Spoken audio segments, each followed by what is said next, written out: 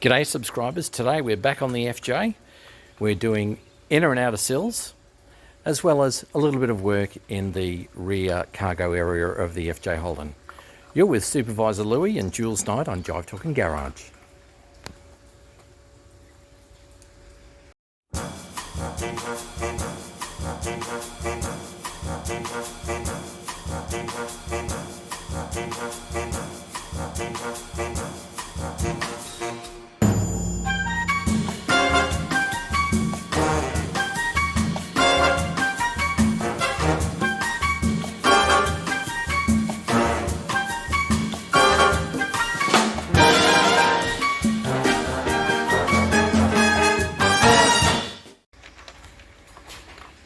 So if we have a little look in the back of the cargo area, we will see a few different things. Firstly, in the spare wheel area, this is where my fuel tank was.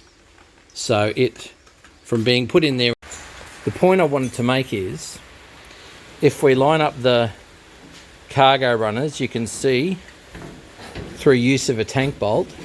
Now, this panel van is in the last 70 numbers produced, so it's in the last 70. So it's a 56 assembled in March of 1957 panel van. These cargo runners that I bought through Tony Mango, so they're off an early car, and I knew that there's two different types because the cargo runners that go into a panel van are always in good condition because they're all protected, because panel vans are utes with lids on them. However, the ones that are in a ute, unless the car is garaged all of the time, if it's left outside, well, these can get rusty. So what I did was I had a panel van with good runners when I was restoring my ute, and I just swapped them over. But the problem was, this hole lines up, that hole lines up, the third hole lines up, but the fourth one doesn't. There is no hole in the cargo runner. There's a hole in the C channel, but no hole in the cargo runner. And that's my problem. The solution for me is, anyways, that's how long my boards need to be. So I'm going to be cutting the cargo runner anyway, and then I'll be drilling a hole in the cargo runner so that I can actually then fasten it to the C channel, which has already got the cage nuts in it as Dan starts his welding. That's fine. So that's the dilemma we've got in for the cargo runners. And we'll also need to do a little bit of work in the back today, because as you can see, we've got a little bit of a hole there that was put in place. Now we've cleaned it up and made it a lot more cosmetically nice. So that was the drain hole for the fuel tank. I'm going to fix that. It's already got a hole there that was for the bolt for the spare wheel anyways that it can use, and plus it has holes in the drip rails anyways. So be that as it may, I'm going to at least fix that up to make myself happy. But that's one of the jobs that we've got happening today on this very wet Saturday. Dan the Welders on Jive Talking Garage. So today Dan's been doing work getting the sills right. You can see that the outer sill's in. He's just had to rework here, and he's done some tacking here and here to hold things in the right place. We haven't joined from point A to point B yet. That will happen, but everything's now closing a lot better. He was having some difficulty before with some of the weld pushing the door out and giving it a bit of a spring. But needless to say, the gaps are pretty good, much better than the condition of the doors themselves. But anyways, it's a bit of a jalopy to start with, bit of a rat rod. We're using a sedan sill, so that goes back as far as you can here. So I will do some work here. You can see there's an awful lot of Italiano Bondo there.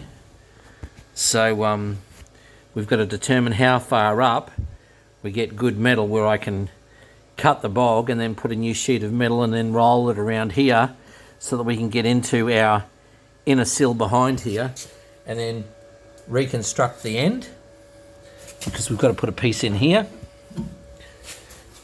Dan's been making a little piece to go in the back here, so you can see that's ready to be welded. So I've cleaned up the edges so it's ready to weld, and underneath it's all, we've got all the red and black magnets there just holding everything in place. So all in all, an honest day's work for a Saturday when it's doomy and glooming in Brisbane. Not too cold today. It's been pretty good, but you know, the car itself is coming together pretty well. I've been doing some work on the firewall today. They had this plate on the firewall for the battery, because it was larger than standard battery in there. So I've drilled all that out, ready for Dan to do the welding in there. This is the door that Tony was doing some adjustment on.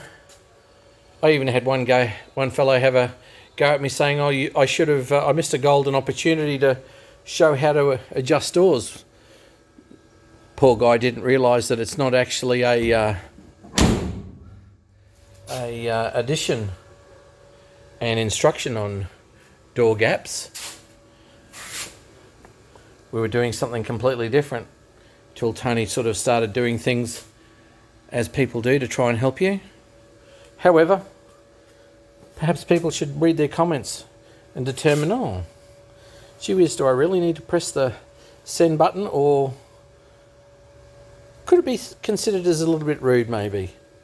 But anyway, I'm going to talk about door gaps in a couple of months when we put this car back together, because, you know, really on this side, the lower baffle panel's in, there are left guards on, and also the left door's on. So, you know, all in all, it is coming together well. You know, I've told Dan to watch out for my Juco and to just look after things for me. But yeah, look, we're doing pretty well. I've got another set of guards to be panel beaded for this car, but that's a next year job, not a this year job. Let me get a real job first, because I'm at the moment just a boy on a budget. So, you know, the apron panels are in good condition. None of them are bent or anything like that. We've taken the majority of the brake lines off. I've already reformed brake line to the back, and also brake line that goes around underneath the apron panels. And the tronculator's got some others, so I think we're doing okay. Not bad. One of the jobs this afternoon or next week is taking out the insulation that's behind here, so all this can be welded up. That's fine. But all in all, I think we're doing okay. But I hope people are liking the series of videos that we're doing on the bringing the car back and cutting out all the rust. Here's the Fred Flintstone shot. We're actually getting there. You know, all of this is obviously going to be sandblasted, so I'm not worried about any of that stuff. We've rejigged the floor pans to get them right, because the floor pan itself didn't fit over on the left-hand side properly at all, so I had to refabricate that. But, oh yeah, here's an important piece. Okay, so the floorboards are here. Now, in my case, they had them turned upside down. And as you can see, this greeny tinge that's on there, that's copper naphthalate. So 3 sides of the car were painted Mundy brown, and so side, top, and side were Mundy brown, and copper naphthalate underneath. But mine were turned upside down, so you can see the amount of carbon and soot that are on some of them. Anyway, I've gone, and Tony Manganaro has bought me a set of runners he was able to get for me, which is great.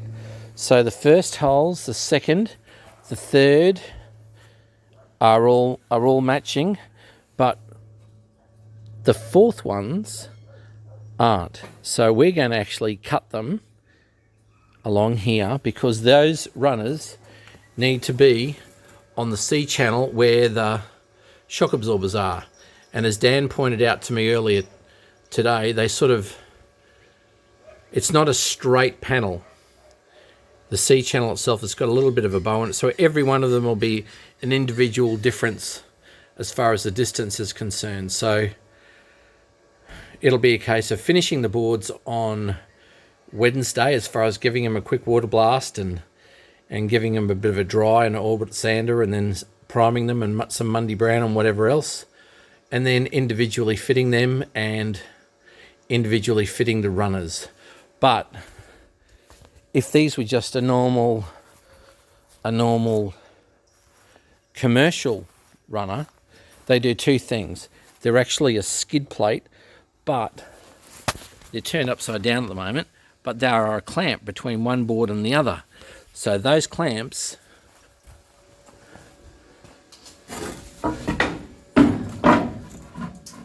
go from there to there and clamp them into place. But